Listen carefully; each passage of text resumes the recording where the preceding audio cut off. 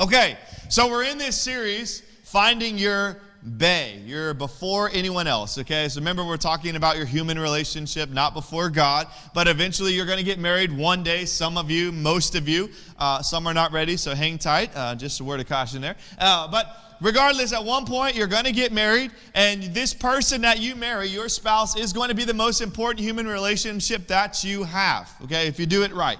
Be the most important. So that's what we're kind of looking into, and we're using the story of Ruth and Boaz, the love story of Ruth and Boaz, to help us to understand it. Now, tonight, we're going to get into a kind of swing in the story that most people, when they're teaching, kind of freak out on, because there's a lot of things you got to kind of understand, or this goes crazy quickly. And so, good news, you're in a place where we're going to understand it when you leave. And so it's going to be, if you've read ahead, you know what I'm talking about. If you haven't, then it's all good. Now, let me catch you up super quick. So we have two people. Remember who they are? Who are the two girls? We have Ruth and Naomi. Very good. So Naomi is Ruth's mother-in-law. Basically, long story short, husbands both die. They are coming back now, have gotten back into Bethlehem, which is Naomi's hometown. Now Ruth knows that if they're going to make it, they're poor, they're broke, they're hungry. If they're going to make it, she's going to have to get out there and help this thing happen. So she starts getting out into the field. She starts to do what we call glean. Okay, so she's working out in the field. She's taking advantage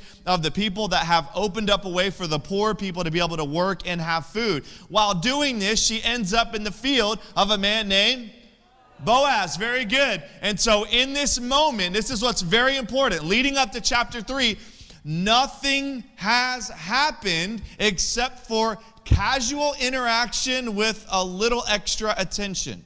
Okay? There is not, as best we can tell, there's not a dating relationship yet. There's not a marriage.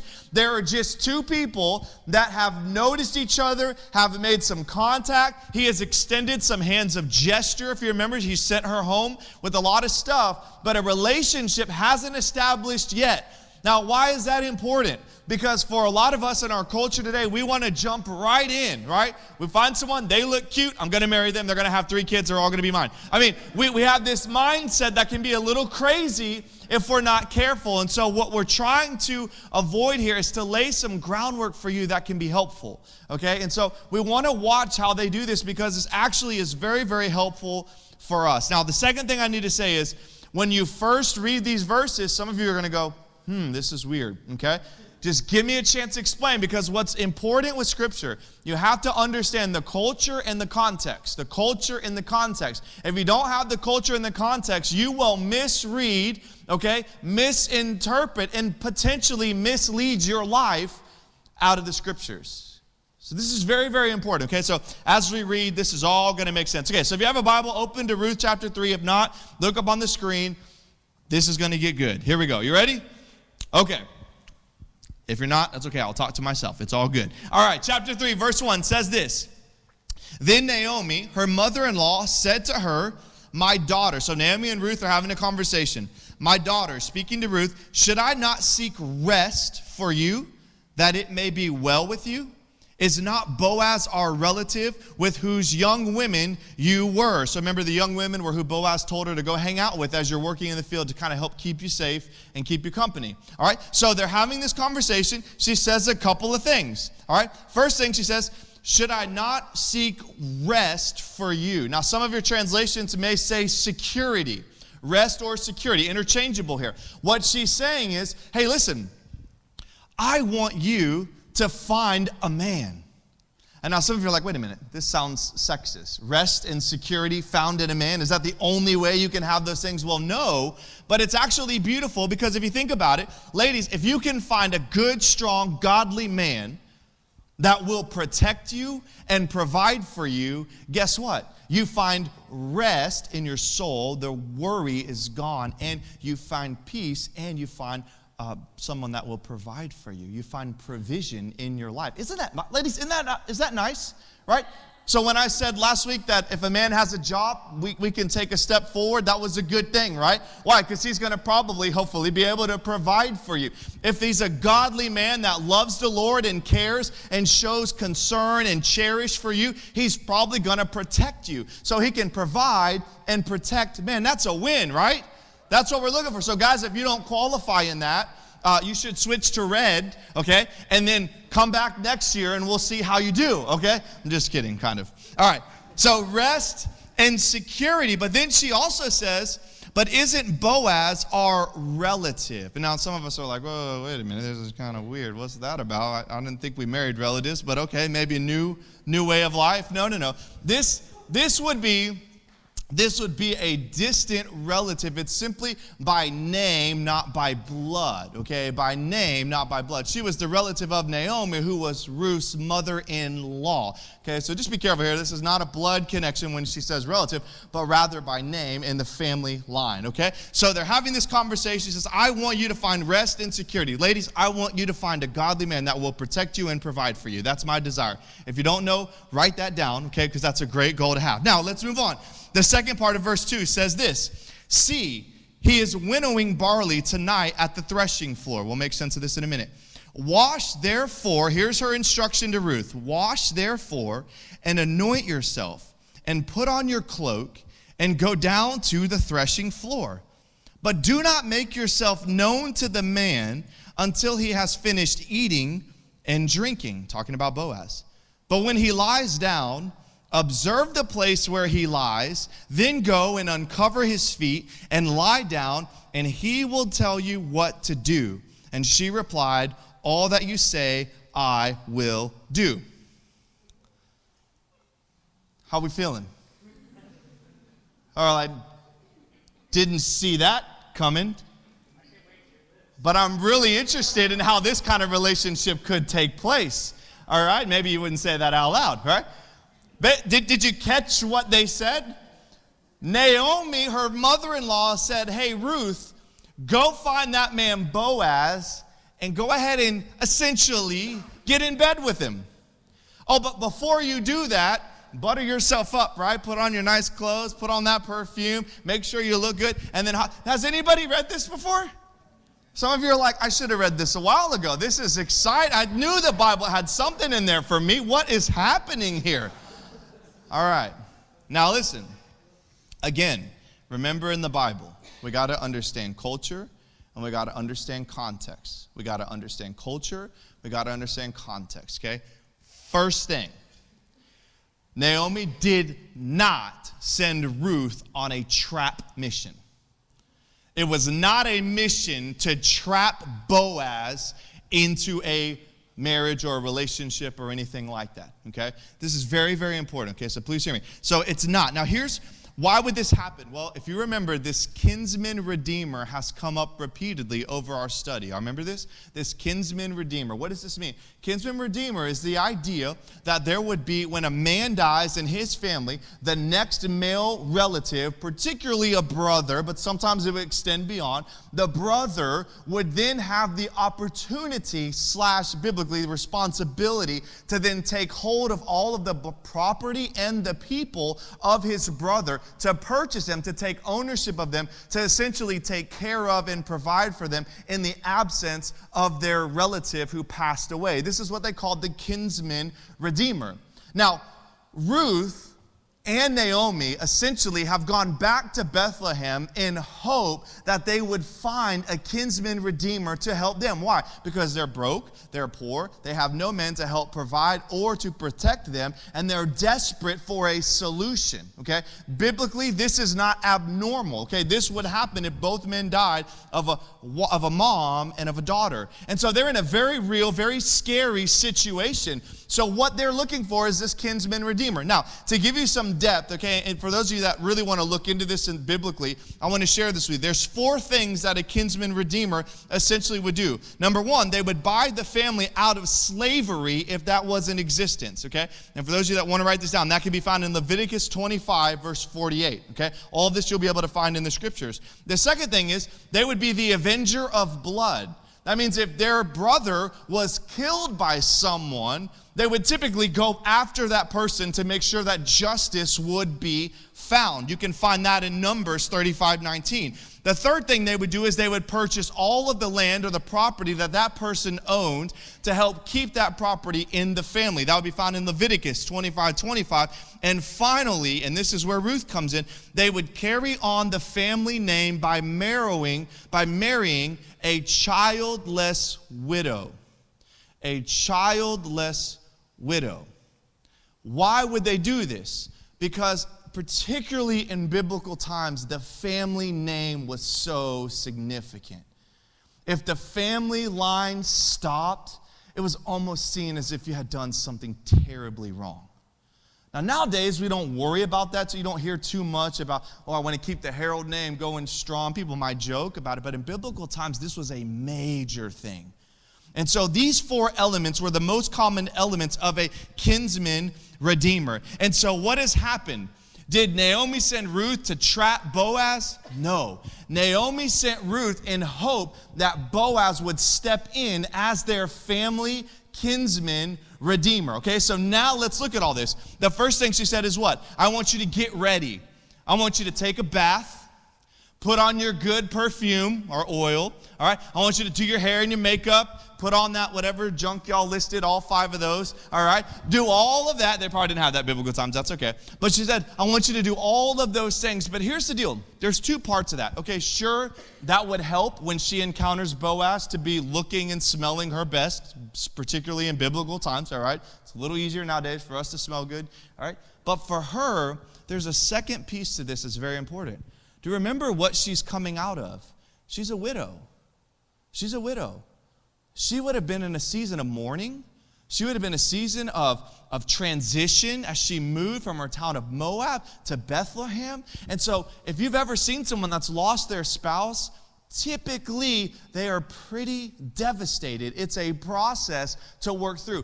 The picture of her putting on these new clothes, putting on this oil, this perfume, is a picture of her stepping into this next season of her life. It's stepping out of mourning, though sure she was probably still sad. It's stepping out of mourning and stepping into the opportunity of finding someone to help keep this family going forward. You see this?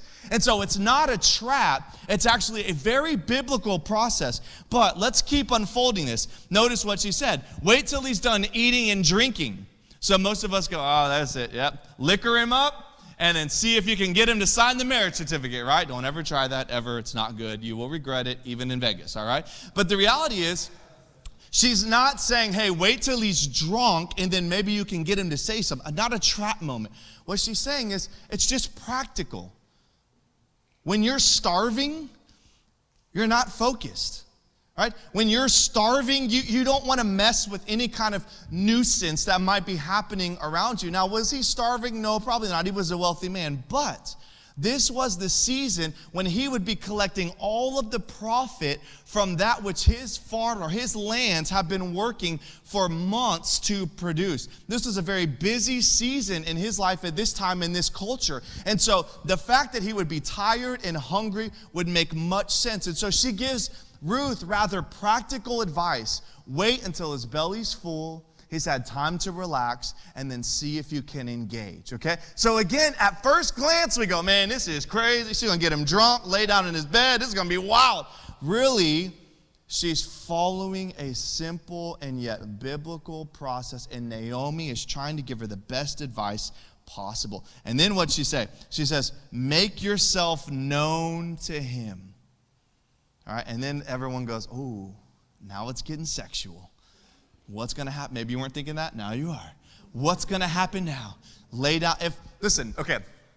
Ladies, I'm going to help you out. You might ask the question, well, what guy would be tempted if a girl lifted up the covers and laid down at his feet while he was sleeping? The answer is this.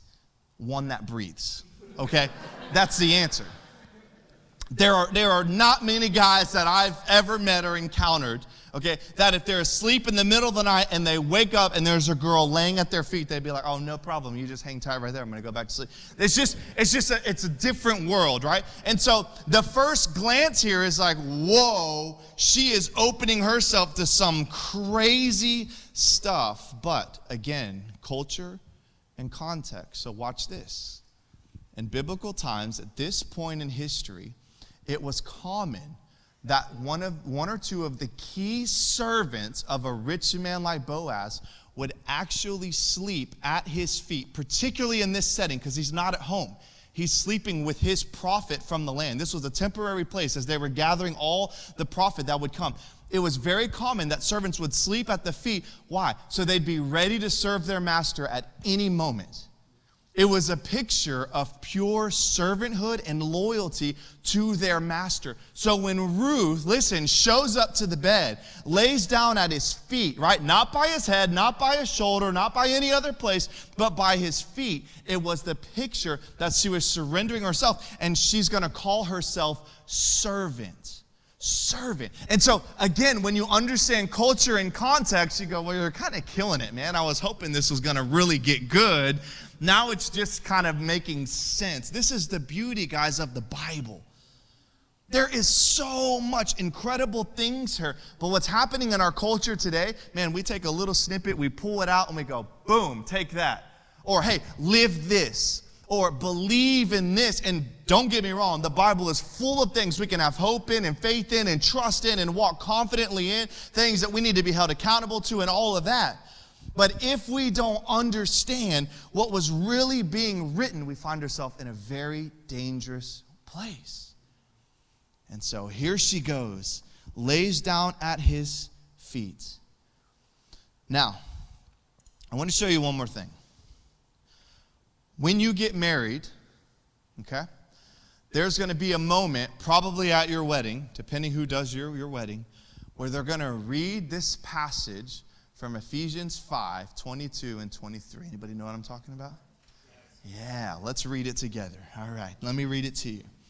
Wives, submit to your own husbands as to the Lord. For the husband is the head of the wife, even as Christ is the head of the church, his body, and is himself its Savior. Now, if you've been in church long enough, you go, you know what? I've heard quite a few sermons on that. I feel okay with that, no problem. If you're new to church, particularly at weddings, it's always fun to kind of watch the faces of people when something like that's read to see how they react. If you're new to church, you go, that's what I'm talking about. That's why that God thing is wacko. That is old, outdated. I mean, that is messed up. How dare they think some woman would just bow down to a man? Is that what it said? No. No. See what's happening here. This is fascinating. Ruth is submitting herself under the leadership of Boaz in this act. What we're going to see in a minute is when Boaz wakes up, we're going to see him treat her kindly. What did I say? What kind of man would be tempted if a woman were to lay at his feet? Any man that was breathing? Do you not think Boaz would go through a moment like that when he woke up and said, whoa? He's literally going to go, whoa, who is that? But we see the character of Boaz, who is a gentleman and a leader and cares about everyone he encounters, including a woman that might have potentially put him in a place that would be uncomfortable or tempting. Why am I saying that to you? Well, here's why. Ladies, the act of submission is actually a beautiful thing when men live up to the standard. But in culture today, the reason we revolt at this, we're not revolting at the words. We're revolting at the history of men. That men throughout the years, not all, I pray this room would be different, but men throughout the years have destroyed the beauty of a man that would lead and protect and provide. And because of that, ladies will struggle. And honestly, I would add, rightfully so, in a human sense, to struggle with that idea. When you look back at men, even now, what's happening? This Me Too movement all over the world. I mean, it's just crazy. Men have let you down. And for that, I am sorry. I can't fix the past. I can only help with what I can in the future by yelling at these fools every week the best I can. It's the best that I can do. But what I'm saying is, God created this to be an absolutely beautiful thing. But because our history has messed this up, it makes it hard for us to see it. But ladies, I want to encourage you. If you can find a godly man that will love you, lead you, protect you, and provide for you, you will be able to submit to him and you will feel no way about it. Ruth knew. Ruth knew. Do you think this is a risk? Yes. He could have woken up and said, you know what, actually, you're going to be mine tonight. Let's go and do whatever I want to do. He could have easily done that. In biblical times, right now, at the time of the judges, people lived and did whatever they wanted. That could have easily taken place. But the character of Boaz surpassed all other things. And men, that's what we're looking for in you. And ladies, that's what you're looking for in a man. And so, by the way, tonight, whoever you maybe see, meet, it's got awkward, right? Wearing green, whatever, listen. You can't answer all those questions just yet. Tonight's about enjoying and observing, right? No, none of you should walk out of here having met someone for the first time and be on a date this weekend or next week. It shouldn't happen. If you're going to do it right, it shouldn't happen.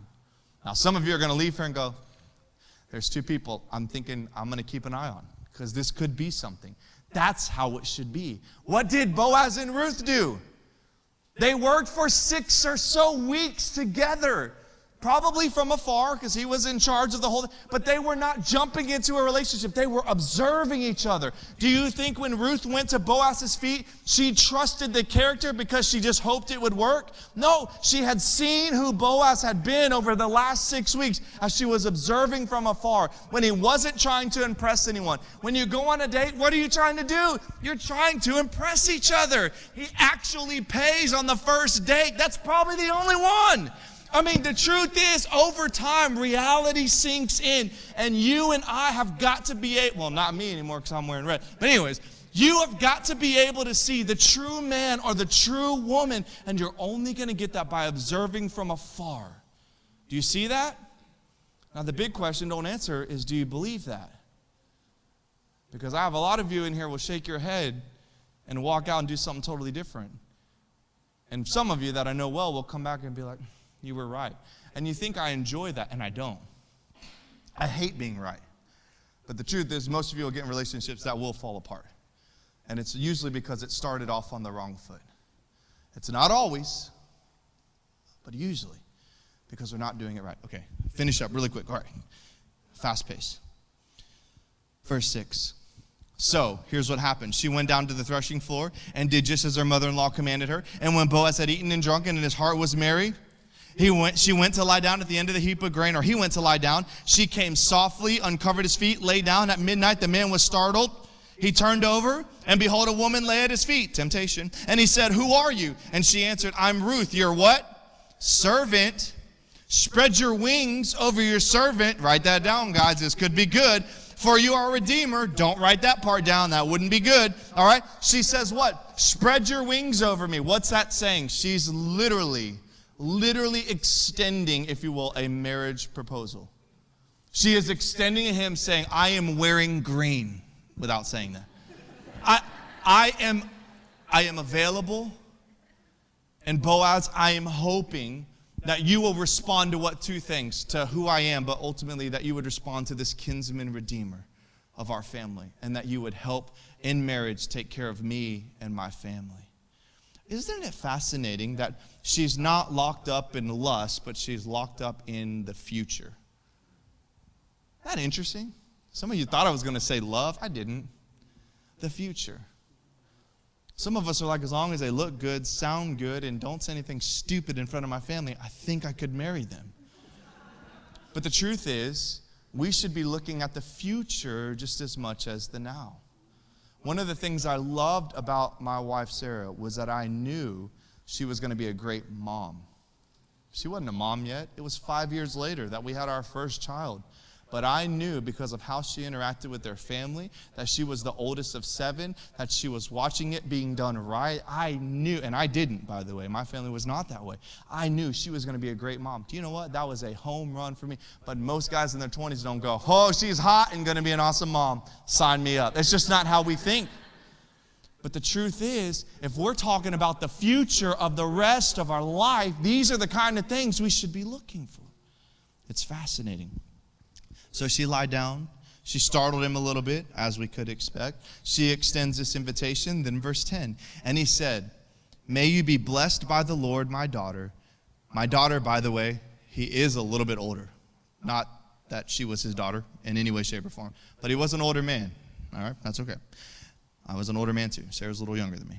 You have made this last kindness greater than the first. Listen to this. In that you have not gone after young men, whether poor or rich. And now, my daughter, do not fear. I will do for you all that you ask.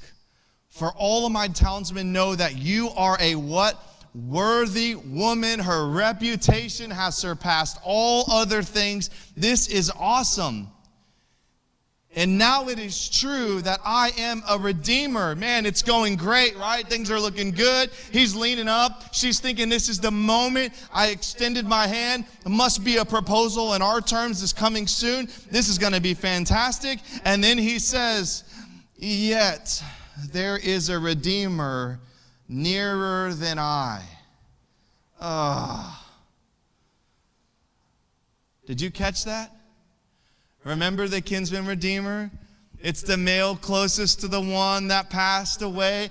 And Boaz says, I gotta burst your bubble, and I hate to say it, but I have to say it. There is someone that would be in front of me in this biblical term of a Kinsman Redeemer. I cannot take your hand yet. What a bust. Verse 13, remain tonight, and in the morning, if he will redeem you, good, let him do it. But if he is not willing to redeem you, then as the Lord lives, I will redeem you. Lie down until the morning. And don't be confused. That doesn't mean that they had sex and figured out how it worked the next morning. It means she literally stayed in her place as the servant. He stayed in his place as the boss. Now listen, it's important. What did you notice that he did or that he didn't do? Did he cut a corner? No. His character remains true. He said, we're going to wait. We're going to do it right. Now, we don't have to deal with this, okay? A Kinsman Redeemer type. But he doesn't cut any corners. Now, ladies, listen. Let me tell you something. And this is for both of you, but ladies, I'm going to say it to you. If he leaves a woman in the middle of a relationship to be with you, there's a really good chance he will leave you in the middle of your relationship for another woman. Okay, now listen, I'm not making that a firm statement. I said it firmly, but I'm not saying that will always happen, but typically that's going to be the case. Can I get an amen only if you agree? Okay, maybe we should try it again. Listen, character surpasses all others in this setting. This is monumental in seeing who this man really is. Absolutely monumental. And of course, we're seeing Ruth's character, that looks are not her thing. Even age is not of concern to her. She's looking at the future. By the way, Naomi's kind of looking like a hero now, huh? This crazy advice that most people don't know what to do with, it's actually looking wonderful. And can I extend something to you? Good advice typically lines up with Scripture. Everything she told her to do, we read all of the passages that confirm this Kinsman Redeemer and why every single piece of what that means gave them a way to approach this man in this way. Do you see this? So your advice, okay? You can call Oprah, Dr. Phil, whoever's around these days. I guess Ellen gives advice now. You can call whoever you want. But if it doesn't line up with Scripture, it's probably not good. Here's the last piece, and we'll be done, and we can get out there and dance and awkwardly look at each other in green now that we've talked about all this. Verse 14. So she lay at his feet until the morning, but arose before one could recognize another, and he said, let it not be known that the woman came to the threshing floor. And he said, bring the garment you are wearing and hold it out. So she held it and measured out 6 measures of barley. Here he goes, that generosity, giving her, put it on her. Then she went into the city, and when she came to her mother-in-law, she said, how did you fare, my daughter? Then she told her all that the man, Boaz, had done for her, saying, these 6 measures of barley he gave to me, for he said to me, you must not go back empty-handed to your mother-in-law. She replied, wait, my daughter, until you learn how the matter turns out, for the man will not rest, but will settle the matter today. Did you see what Boaz did? He didn't cut corners, but he still gave her a Valentine gift. Isn't that awesome? He sent her home with some goods, right? Why? Why did he give her the gift? Was the gift so that he could get something in return? You might want to write this down, people. The gift at Valentine's Day is not so that you get something in return or that you get credit. It's so that that person knows that you care. Boaz did the same thing. I don't need anything from you right now, but I want you to know that I care. Here, make sure you don't go back empty-handed to your mother-in-law who has set us up for marriage. He didn't say that, but he might have been thinking it at this point. And so she goes home, And Naomi says, what happened? What happened? What happened? And now the dilemma begins. What's going to happen? Will this other man stand in line? Will Boaz be the one she picks? It's better than The Bachelor or whatever nonsense you watch. This is exciting. And so Naomi and Ruth are waiting. They're waiting for the answer. And we'll look at it next week.